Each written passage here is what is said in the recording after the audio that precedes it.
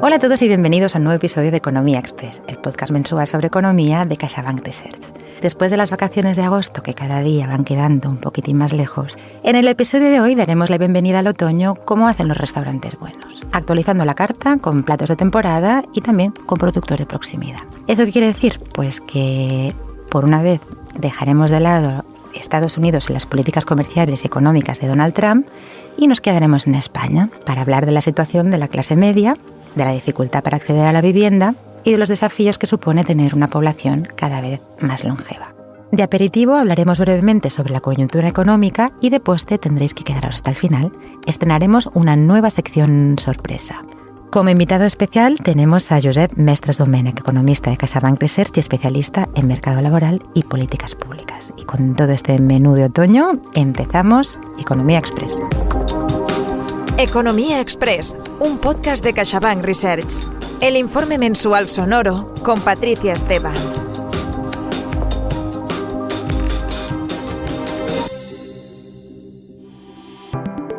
Muy buenos días, Josep. ¿Qué tal? ¿Cómo estás? Buenos días, Patricia. Encantado de estar aquí y de poder compartir este rato contigo y con los oyentes. Encantados nosotros de tenerte aquí y de escucharte. ¿Te ha gustado esta introducción así a modo de restaurante? Que sé que tú eres muy gourmand.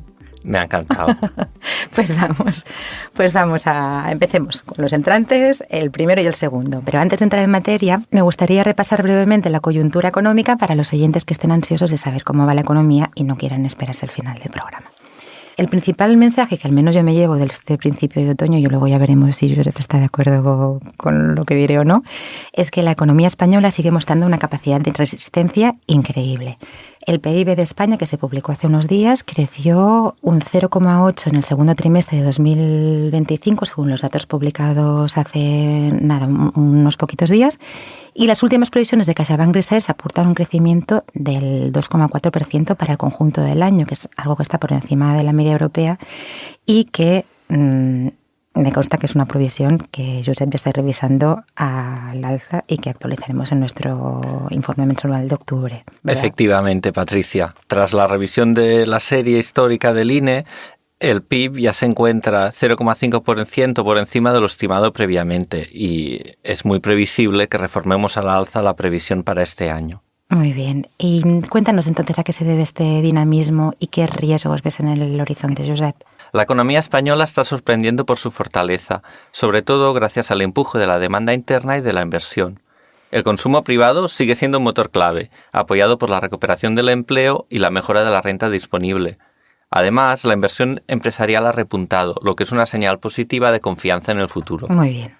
Buenas noticias. ¿Y los riesgos que decíamos en el horizonte? Bueno, claro, no podemos perder de vista el entorno internacional.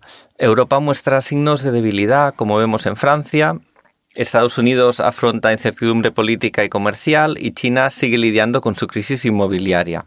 Los mercados financieros parecen tranquilos, pero hay muchos riesgos latentes, como los geopolíticos o los derivados de la política monetaria. El BCE ha mantenido los tipos estables, pero no se descartan movimientos si la inflación repunta, y la FED ha bajado tipos cambiando el rumbo de la política monetaria mundial. En definitiva, estamos en un entorno que exige prudencia y seguimiento constante.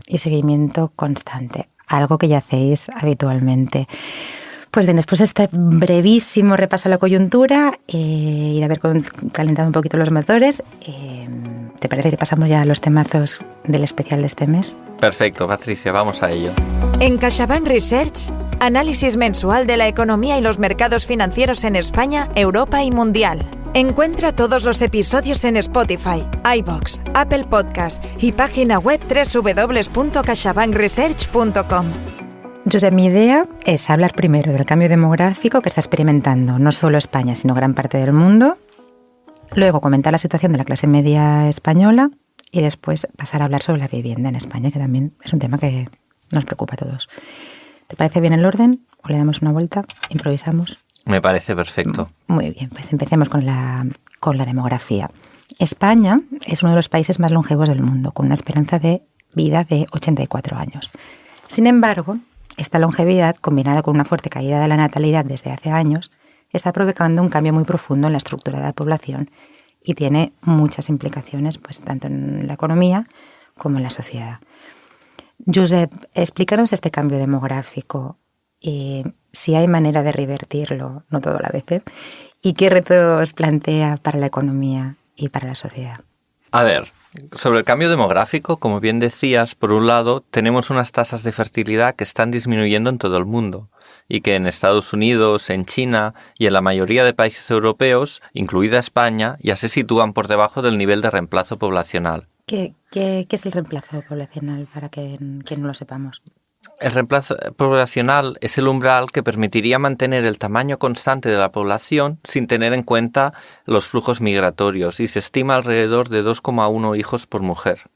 En el caso de España, la tasa de fertilidad ya se encuentra muy por debajo de este umbral desde hace más de 40 años.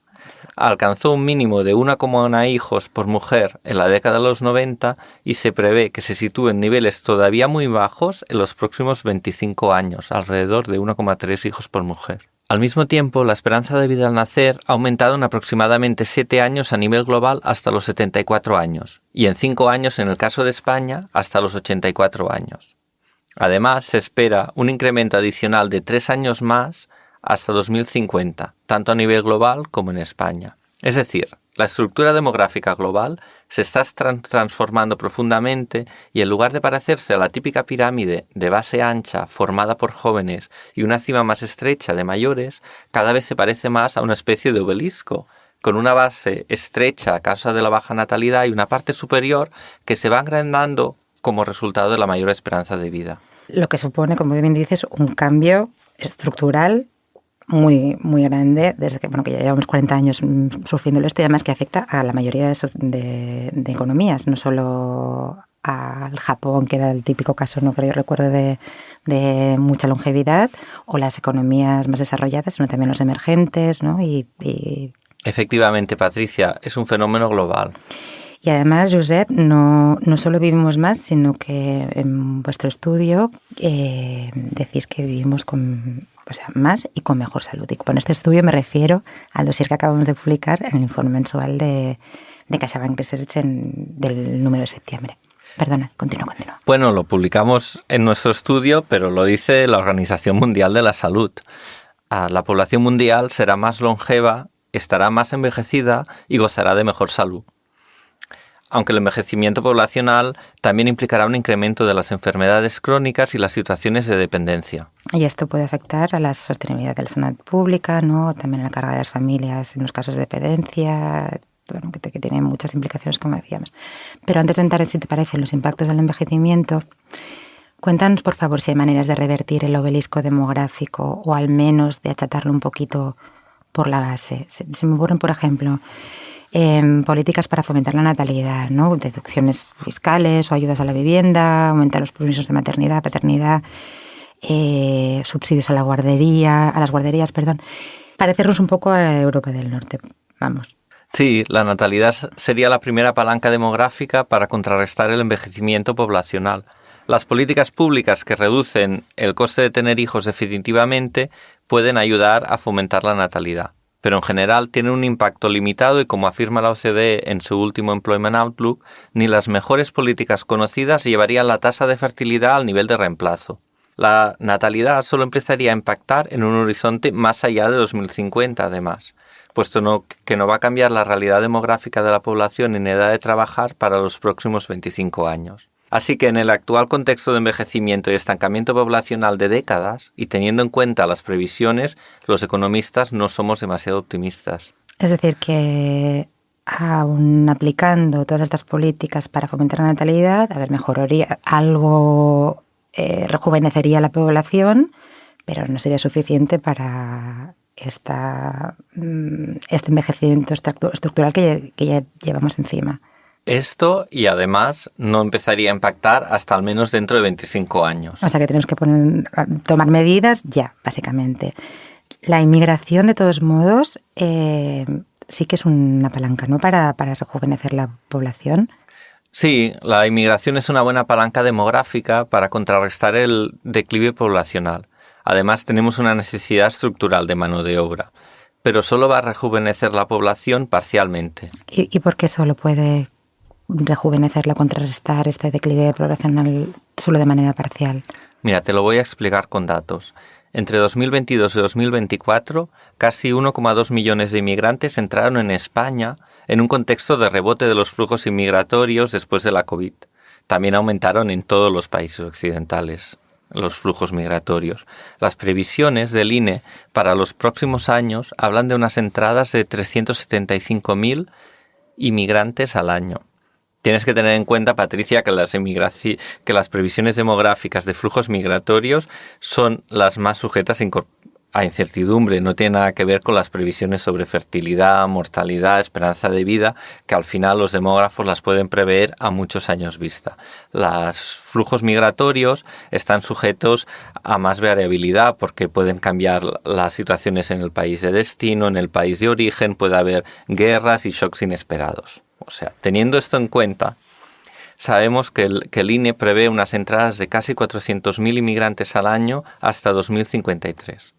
Sin embargo, los flujos demográficos necesarios, los flujos migratorios necesarios para mantener la ratio de dependencia actual se situarían en alrededor de 1 millón de inmigrantes al año de manera sostenida durante 30 años. Que es algo, a ver si estamos hablando ahora de casi 400.000 llegadas de inmigrantes al año. Y aparte, después de un efecto rebote, ¿no? Como comentabas, después de el periodo de COVID, donde la gente no se podía mover de sus países, entiendo que es bastante difícil que ocurra, ¿no? Tener 1 millón de inmigrantes de manera sostenida durante 30 años.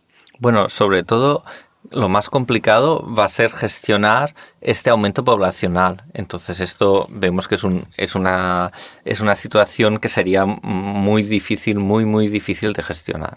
Bueno, puesto que no hay recetas mágicas y por lo que cuentas ni la inmigración ni el repunte de la natalidad pueden por sí solos revertir esta nueva realidad poblacional, ¿qué efecto tendrá en nuestras vidas y cómo podemos adaptar a este cambio de mayor longevidad y envejecimiento paulatino de la sociedad? Cuéntanos, Josep.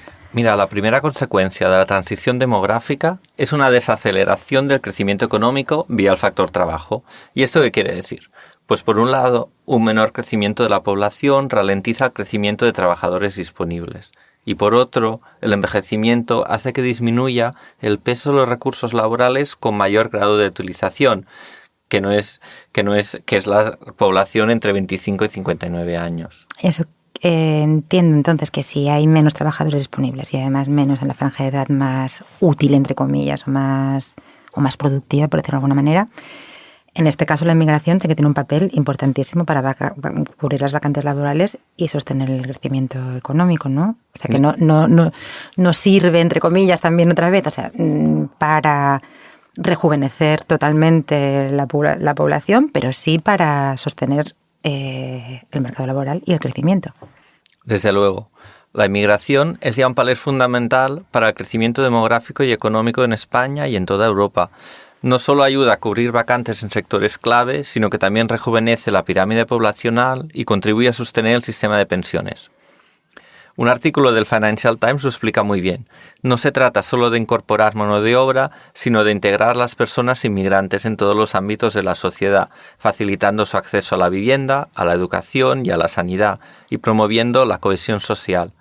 Si se gestionan bien los flujos de inmigración, ofreciendo a la población resultante unos servicios públicos adaptados para que no se saturen ni la sanidad, ni las infraestructuras, etc., puede ser una oportunidad para dinamizar la economía y hacer frente a los retos de la longevidad, que son desafíos estructurales que no van a desaparecer. Es decir, que todos salimos ganando y esto lo dice el Financial Times. Josep, una cosa que me ha llamado mucho la atención de tu artículo, del dossier que comentábamos que hemos publicado en el informe mensual de septiembre, es la distorsión de la percepción pública que tenemos en relación con la inmigración. Dices que 7 de cada 10 ciudadanos europeos sobreestima la proporción de población inmigrante de su país. Es decir, que creemos que hay más inmigrantes de los que hay realmente a nuestro alrededor. Como siempre te pido, ahí a todos los invitados economistas que venís, ¿qué nos dicen los datos? Porque los datos son los que cuentan las verdades. En 2024, el 13,9% de la población de la Unión Europea había nacido en el extranjero. una cifra que en España alcanza el 18,2%. A pesar de algunos prejuicios, en la mayoría de los países europeos la ciudadanía tiene una visión positiva del impacto de la inmigración. En España y Portugal, el 47% de la población tiene una visión positiva de la inmigración, el 40% tiene una visión neutral y solo el 13% tiene una visión negativa. Esto suma casi, ¿no? El 90% Exactamente, de Patricia. la población, o sea que Casi el 90% de la población española tiene una visión positiva o neutral sobre la inmigración. Sin embargo, la situación no es la misma en todos los países y, por ejemplo, en Italia las opiniones tienden a ser más negativas. Solo hay un 24% a favor versus un 34% en contra y un 40% neutral. También leí que esto también me llamó la atención. Pensé, a lo mejor en las ciudades... Bueno, primero te cuento lo que leí y luego te explico la percepción que yo tenía para ilustrar cómo a veces estamos sesgados sin saber muy bien por qué. Pues leí que creo que era en Francia, los lugares donde más prejuicios se tenían contra los inmigrantes era precisamente los lugares donde menos población inmigrante había. Pueblecitos en la Francia rural. Y en cambio, en las ciudades donde hay más población inmigrante, donde a lo mejor se supone que puede haber más conflictos o la percepción era muchísimo más positiva. ¿Es así? ¿O yo leí algo que... No, es un fenómeno que pasa en muchos países y es que en las zonas rurales donde el porcentaje de los inmigrantes es menor, en realidad el rechazo de la población es superior al rechazo al que habría en las ciudades donde se concentran los inmigrantes, porque tenemos que tener en cuenta que la inmigración es un fenómeno eminentemente urbano. Claro. Pero la percepción es una cuestión subjetiva. Totalmente. Y aquí estamos para intentar trabajar cambiando esta percepción con información objetiva y con datos. Muy bien, Josep. Aparte de la inmigración, cuéntanos qué otras palancas pueden ayudar a mitigar los efectos de la longevidad / envejecimiento sobre el crecimiento económico. Cuéntanos. Uno de los principales ámbitos de actuación son las políticas dirigidas a incrementar la oferta de trabajo. Hoy en día todavía persisten diferencias muy significativas en la tasa de participación laboral entre países y dentro de cada país entre grupos poblacionales, como por ejemplo las mujeres y los trabajadores a partir de 60 años, donde la participación es mucho más baja. Aquí os animo a los lectores a leer el artículo que ha escrito nuestro compañero David Martínez Turégano en este dossier sobre la longevidad, donde explora pues este impacto en el crecimiento económico. En este artículo hay un gráfico que ilustra la tasa de participación por sexo y grupo de edad en la Unión Europea y que a mí me ha llamado mucho la atención. ¿Te parece que lo comentemos? Sí, claro. Intentaré explicar porque, claro, no lo podéis ver vosotros. Si tenéis tiempo para entrar en nuestra web rápidamente, podéis consultar www.caixabankresearch.com. Este gráfico tiene forma de un poco del sombrerito del Pequeño Príncipe, que no era un sombrero, sino que era una boa o una anaconda, no sé, una gran serpiente que se había tragado un elefante y que hace pues esta forma así como de meseta. La parte más baja son los ciudadanos entre 15, 16, 20 años y la parte más alta es el grupo de edad por las puntas son los jovencitos y luego los mayores, y luego en la parte alta es esta franja de edad que antes comentaba Josep, que era de alta utilización, decías, ¿verdad? Exacto, de alta participación del mercado laboral. Exacto. En el gráfico, como bien dices, puedes observar que hay muchas diferencias entre países y que, por ejemplo, en Suecia la participación laboral de las mujeres es mucho más alta que la participación en Italia. Al final, parte de la receta es que los países mediterráneos incrementen, por ejemplo, la participación laboral de las mujeres en todas las edades. Aquí hay un potencial infrautilizado que deberíamos empezar a utilizar mucho más. Exactamente, aquí es justo lo que me había llamado la atención. Se ve en la parte alta de la meseta las mujeres italianas creo que es al 60% de la tasa de participación y las suecas casi al 100%, que es algo que Bueno, España e Italia, primos hermanos, o sea que imagino que debemos estar bastante parecido. Bueno, aparte de esto, incrementar la participación femenina, ¿qué otras medidas se pueden o qué otras palancas se pueden implementar, Josep? Para prolongar la vida laboral pueden implementarse incentivos para ajustar la edad de jubilación efectiva a la legal, favorecer la compatibilidad de retiro y ciertas modalidades de empleo, reforzar las políticas activas con un aprendizaje continuo y mejorar las condiciones de salud con las que se afronta el envejecimiento. Porque esto, claro, entiendo aquí, Josep, que no es lo mismo haber trabajado de albañil en la mina o como tú y yo, que estamos en una oficina sentaditos la mar de tranquilos, ¿no? Que no todo el mundo llegará igual con la misma salud y las mismas capacidades al envejecimiento. Completamente. Al final, las trayectorias laborales son muy distintas y en el futuro deberán flexibilizarse los sistemas de retiro para que se pueda compatibilizar para aquellos que quieran una compatibilidad con el empleo. Claro. ¿Y qué otras palancas podría haber también en el mercado laboral? Y ya, si os parece bien, acabamos con este tema. Bueno, en el ámbito del trabajo no podemos olvidarnos que habrá otras palancas complementarias como las mejoras en la productividad. Es una puerta que han abierto los desarrollos recientes en el ámbito de la inteligencia artificial. Claro, aquí también está por ver hasta dónde nos puede llegar ayudar la inteligencia artificial, pero esto ya es harina de un costal que yo creo que al que tendríamos que dedicarle no ya un programa, sino una temporada entera. Bien, de hecho, esta parte del programa ha sido solo una pincelada del dossier que hemos publicado en nuestra web y que también aborda otras cuestiones importantes como, por ejemplo, el impacto del envejecimiento en las finanzas públicas, como el gasto público en pensiones, ¿no? Y también el gasto en sanidad. Hablaba antes Josep de dependencia, pues es algo que, ¿no? Y enfermedades crónicas, pues algo que se tendrá que dimensionar. También se aborda cómo puede afectar el envejecimiento a la oferta y la demanda de ahorro y por extensión en los tipos de interés de las economías, pero esto ya sería, como decía el sabio, café para los cafeteros, los muy cafeteros, así que pasemos ya a hablar sobre la clase media. Estás escuchando Economía Express, un podcast de CaixaBank Research, con Patricia Esteban. Se suele decir que la clase media es el termómetro de la salud económica de un país.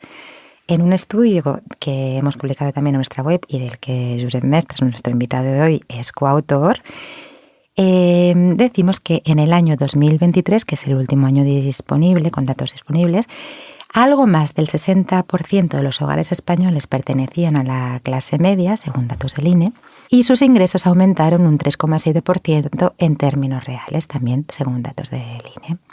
Sin embargo, la sensación que tenemos no es de que la clase media esté progresando. Ayer mismo hice la prueba y busqué en Google clase media en España y estos son algunos de los titulares de noticia que encontré. El primero, las señales que indican que el fin de la clase media está cada vez más cerca.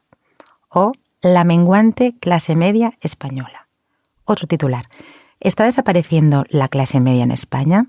O mi preferido, del Confidencial, del ya no me gusta viajar al sofá, mantita y peli. 2 puntos. La clase media española La clase media española se adapta a la escasez. Josep, ¿por qué existe esta desconexión entre los datos y la percepción de la gente? Esta vez los datos nos dicen una cosa y nosotros tenemos la sensación de que no se ajusta a la realidad. Cuéntanos. Es una cuestión muy interesante, Patricia. Aunque los datos muestran una recuperación de los ingresos y una cierta consolidación de la clase media, la percepción social es que el progreso es escaso. Esto se debe a que el avance ha sido muy lento y desigual desde la crisis financiera de 2008. Tenemos que acordarnos que sufrimos una dura crisis de 5 años después y durante otros 5 años solo recuperamos el terreno perdido. Y solo hemos tenido pocos años de progreso real, porque el avance en agregado ha sido escaso. Es decir, 5 años de crisis. Aquí sufrimos todos. Durante 5 años recuperas lo que habías perdido y poco más. Y ahora tenemos este avance que sí que ha recogido el INE, pero que es escaso, ¿no? Efectivamente. Además, factores como el encarecimiento de la vivienda, la precariedad laboral o la incertidumbre económica hacen que muchas familias sientan que aunque los números mejoren, su calidad de vida no lo hace al mismo ritmo. Mira, para tomar un ejemplo, Un hogar de 2 adultos y 2 menores, considerado de clase media, ingresó en 2023 41.225 euros, apenas 1.500 euros más que en 2007. Es una mejora, sí, pero muy modesta para casi 2 décadas. A ver, 1.500 euros en 20 años hacen unos 100 euros. Aproximadamente estamos hablando de una mejora de 100 euros al año, que no es demasiado. Pero de todos modos, hablabas, ¿no?, después de este periodo de recuperación del terreno perdido, después de la crisis financiera, que ya estaba empezando a notarse un pequeño crecimiento. Por tanto, podemos ser optimistas de cara a los próximos años. Tendría que mejorar más la situación de la clase media española. Sí, si la recuperación económica se consolida y se mantienen las políticas de apoyo a las rentas más bajas y medias, podríamos ver una etapa de mayor progreso.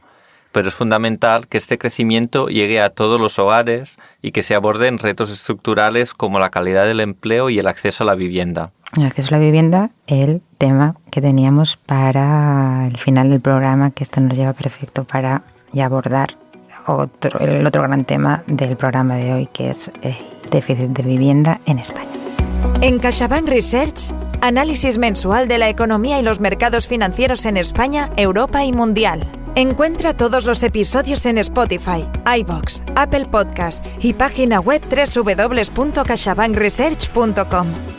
Según el último informe sectorial de CaixaBank Research, que coordina nuestra querida compañera Judith Monturiol, a quien le mandamos un abrazo muy grande desde el estudio, el sector inmobiliario español está en plena fase expansiva. Las compraventas han superado las 700.000 unidades en los últimos 12 meses y la demanda sigue creciendo, pero también se ha acumulado un déficit de más de 500.000 de viviendas en los últimos años. Josep, ¿cómo ves esta situación y qué soluciones propondrías? Judith lo explicaría mucho mejor que yo, pero voy a intentar explicarlo de manera breve.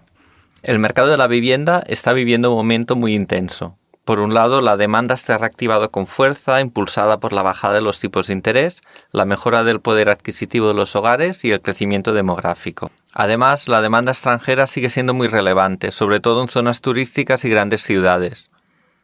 Sin embargo, la oferta de vivienda nueva no ha conseguido seguir el ritmo de la demanda. La construcción ha repuntado, pero sigue lejos de los niveles necesarios para absorber el crecimiento de hogares. Esto ha generado un déficit acumulado de viviendas que, según nuestras estimaciones, ronda el 4% del parque total. ¿Cuál es el resultado? Una presión al alza sobre los precios, especialmente en las zonas donde la demanda es más fuerte. Y, en tu opinión, ¿crees que estamos en una burbuja como la de hace unos años o el contexto es diferente? Mira, yo escuchaba hace unos días a José García Montalvo, que es uno de los mayores expertos en el mercado inmobiliario en España, y decía que la situación actual es una situación de curso de economía, de primer curso de economía. La oferta no está aumentando al ritmo que está aumentando la demanda. Consecuencia, aumentan los precios. Tienes que tener en cuenta que el contexto ahora es bastante diferente al de la burbuja de los años 2000. Ahora, tanto las familias como el sector financiero están en una situación mucho más sólida. Sin embargo, sí que detectamos algunas señales de sobrevaloración en algunas zonas. Si no se toman medidas para aumentar la oferta, especialmente de vivienda asequible, las tensiones pueden ir a más. Es fundamental aumentar la oferta. Para ello es necesario agilizar trámites urbanísticos, fomentar la colaboración público-privada, adaptar la oferta a las nuevas necesidades demográficas. Al final, como sociedad, este es un reto mayúsculo. Ya lo puedes decir. Sí. Así es, Josep. Muchísimas gracias por acompañarnos hoy. Pues hemos cerrado, yo creo, bastante bien. Hemos empezado hablando de demografía y hemos acabado también hablando de demografía por el camino, viendo pues, la clase media, cómo está el mercado inmobiliario. El tiempo se nos acaba. Muchísimas gracias. Y antes de cerrar, tenemos una pequeña sorpresa, que no lo he dicho al principio, pero es el postre de este menú que teníamos tan completo para hoy, que es una nueva sección ¿Te atreves, Josep? Venga, vamos a ello. Pues mira, una nueva sección para humanizar un poco la economía y la vamos a llamar Más allá del dato, o como dirían algunos de nuestros oyentes más internacionales, Behind the Charts, detrás de los gráficos. Es decir, queremos conocer qué inspira a nuestros economistas más allá, pues precisamente esto de los gráficos, de los datos, de los números. No olvidemos que la economía es una ciencia social, al fin y al cabo, y no olvidemos que nuestros economistas también son personas y tienen un corazoncito dentro. Josep, ¿qué libro, película o obra de teatro, no sé, experiencia que hayas vivido, un plato que no sé, que hayas tenido una experiencia prustiana como la magdalena, que te haya traído un recuerdo precioso, un olor, Cuéntanos, ¿qué algo te ha dejado una huella últimamente y por qué? Mira, durante estas vacaciones me reencontré con un clásico que un amigo me recomendó, Memorias de Adriano, de Marguerite Yourcenar. No me digas más. Te prometo que es el libro que llevo como 3 veranos viéndolo y como tengo que leerlo todo, pero al final te tengo que confesar, me da un poco de pereza y siempre acabo dejándolo, pero ahora a ver si me animo, cuéntame. Mira, te va a encantar. Es una novela escrita como si fueran las memorias del emperador romano Adriano, y lo fascinante es cómo la autora logra que te sientas que estás frente a él escuchando sus pensamientos más íntimos. Adriano aparece como un personaje profundamente humano. Es un estratega brillante, pero a la vez es un amante apasionado, y también, y sobre todo, es un gobernante obsesionado con la idea de una paz duradera. Es la llamada Pax Romana, que no fue solo una tregua militar, sino un proyecto político que implicaba nuevas infraestructuras, instituciones sólidas y reformas a largo plazo para crear una prosperidad compartida. Como economista, esa visión me resulta especialmente interesante. Y aparte está muy ligado con todo lo que hemos ido hablando, que todo lo que ibas comentando, todos los retos que tenían, al final acababa con esto, ¿no? Tener pues instituciones sólidas, reformas que a largo plazo, pues esto, te ayuden a vivir mejor en toda la sociedad. Efectivamente, incluso ya los romanos intentaban crear una sociedad próspera para todos sus ciudadanos.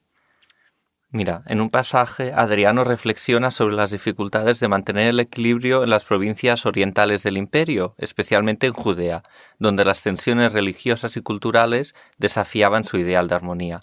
Yourcenar no presenta una solución fácil, sino que muestra cómo incluso un gobernante con vocación pacífica puede enfrentarse a dilemas éticos profundos. Es un recordatorio de que la paz, para ser duradera, necesita algo más que leyes o ejércitos. Requiere comprensión, respeto por la diversidad y una visión que trascienda al corto plazo. Qué mensaje, de verdad, tan bonito y tan necesario en estos días, Josep. Pues mira, me encanta, ya la tengo ya, voy a salir de aquí, me voy a la biblioteca o... Mira, si prefieres el teatro a la novela, estás de suerte. La obra Memorias de Adriano se representa actualmente en el Teatro Marquina de Madrid, con Lluís Umar en el papel principal, y llegará en unos meses al Teatro Romea de Barcelona. Y los que no estéis en estas 2 capitales, pues como yo, a comprar el libro o ir a la biblioteca. Muchísimas gracias, Josep, qué importante es recordar que la economía también tiene una dimensión humana, histórica, ética, y además qué valioso es que la literatura nos permita explorar dilemas, pues esto del poder, la paz y la convivencia desde una perspectiva más íntima. A ver, en tiempos donde el conflicto y la polarización parecen imponerse como está sucediendo en la actualidad, pues obras como estas nos invitan a reflexionar sobre la necesidad de construir puentes, ¿no?, duraderos entre culturas y bueno, también la complejidad, como decías, de gobernar. Y bueno, pues yo aprovecho para desde aquí mandar un pensamiento solidario con todas las personas que están sufriendo la guerra. Habladas de Judea, pues de los que están sufriendo en Gaza y otras regiones del mundo donde la paz ya parece muy lejana. Josep, gracias por haber venido, te esperamos pronto. Muchas gracias, Patricia. Y a todos vosotros nos escuchamos en el próximo episodio, que será de aquí poquito ya, en el mes de octubre. Hoy es 30 de septiembre, vamos muy justitos, hemos acabado el mes, en octubre tendremos más. Habremos actualizado el escenario económico, hasta que tendremos mucho sobre lo que hablar, tanto para la economía española como para la economía internacional y los mercados financieros.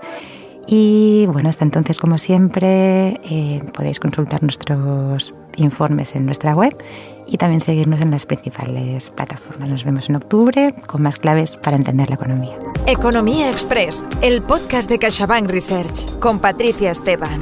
Encuentra todos los episodios en Spotify, iVoox, Apple Podcast y página web www.caixabankresearch.com.